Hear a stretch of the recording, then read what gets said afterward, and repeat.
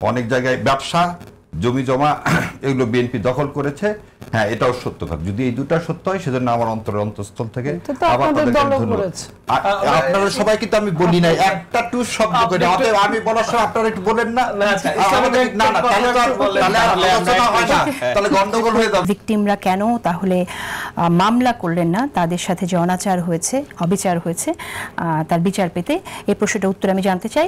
আর পাশাপাশি এই যে মন্তব্য, গণভোট না হলে 2029 সালে নির্বাচন দিতে হবে, এই বিষয়ে একটু শুনতে চাই যে গণভোট উনি যে যুক্তিটি দিয়েছেন সেই যুক্তি হচ্ছে যে গণভোট সংবিধানে ছিল, সেটা বাতিল করেছেন শেখ হাসিনা। তাহলে শেখ হাসিনা যেটা বাতিল করেছে সেটাই তাহলে কেন কেউ মানবে?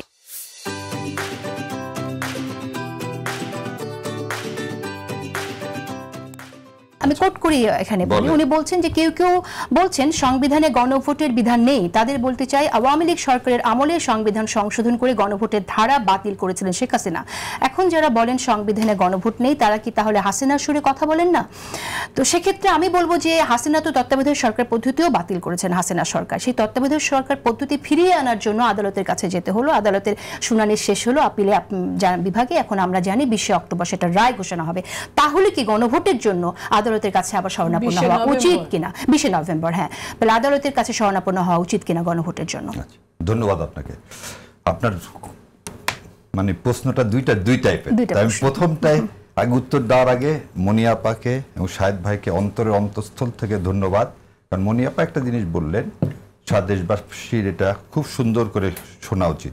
জামাত আন্দোলন করে আওয়ামী লীগকে নিষিদ্ধ করেছে নির্বাহী আদেশের জন্য, এবং আমি আলহামদুলিল্লাহ বলতেছি জামাতের যদি এটা সত্যিই জামাতের অ্যাচিভমেন্ট হয়ে থাকে, আই ফিল প্রাউড যে জামাতে ইসলাম নির্বাহী আদেশের দ্বারা আওয়ামী লীগের কার্যক্রম সাময়িক স্থগিত করেছে।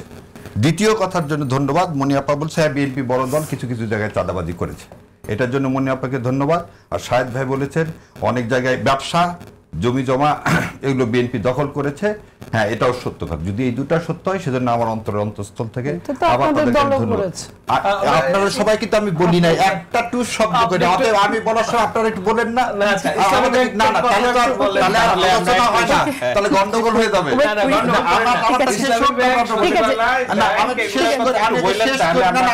বলেন রে ভাই। আচ্ছা, আপনার কথাই তো আপনাকে ধন্যবাদ দিচ্ছি।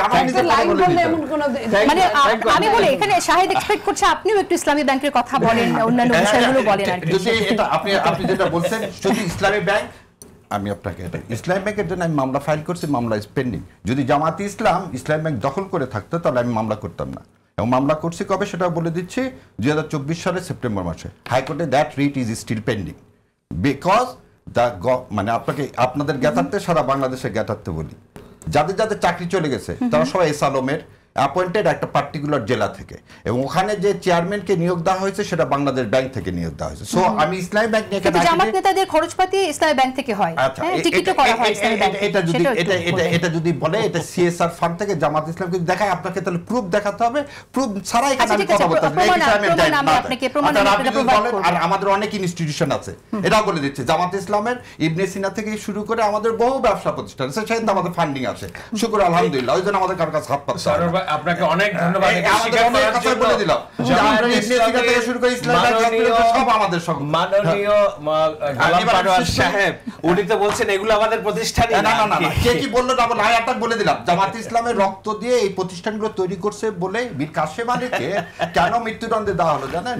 জুডিশিয়াল কিলিং করা হলো কারণ তিনি চেয়েছিলেন বাংলাদেশে একটা আত্মনির্ভরশীল একটা মডেল হোক। যাক, আমি আমার জায়গা থেকে অন্য জায়গায় চলে যাচ্ছি। দ্বিতীয় কথা হচ্ছে মামলার সংখ্যা কম।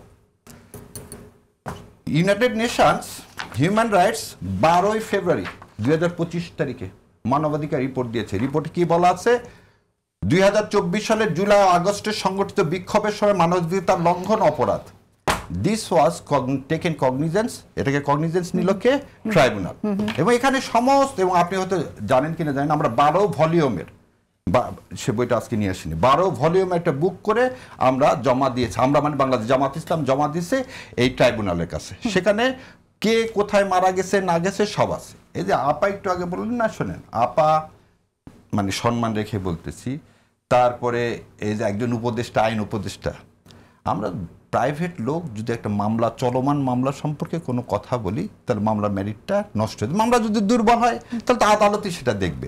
আর চার্জশিট দেওয়ার আগ পর্যন্ত আমি বলতে পারবো না যে মামলাটা শক্ত না দুর্বল, কারণ still now that is investigation. আপা যেটা বলে যে কিছু মামলা হয়েছে, ভুয়া মামলা হয়েছে, অন্য কিছু হয়েছে, এই this evidence is enough to file A case. এবং এটার ভিত্তিতে আওয়ামী লীগ সংগঠন হিসাবে কেন বাতিল হবে না সেটা হচ্ছে এই মামলাটা আন্তর্জাতিক অপরাধ ট্রাইব্যুনালে পেন্ডিং। সো আপনার 500 মামলা করার দরকার নেই। মামলাটা যদি না, কিন্তু যারা ভিকটিম, বিভিন্ন এলাকায় যারা ভিকটিম, তারা তো মামলা করবে আর না, এইখানে হচ্ছে পার্থক্য। নুরেমবার্গ একটু দেখেন, বড় বড় টোকিও ট্রায়াল, নুরেমবার্গ ট্রায়াল, ট্রায়ালগুলো হয় কি এরকম রিপোর্টের ভিত্তিতে। এই রিপোর্টের সমস্ত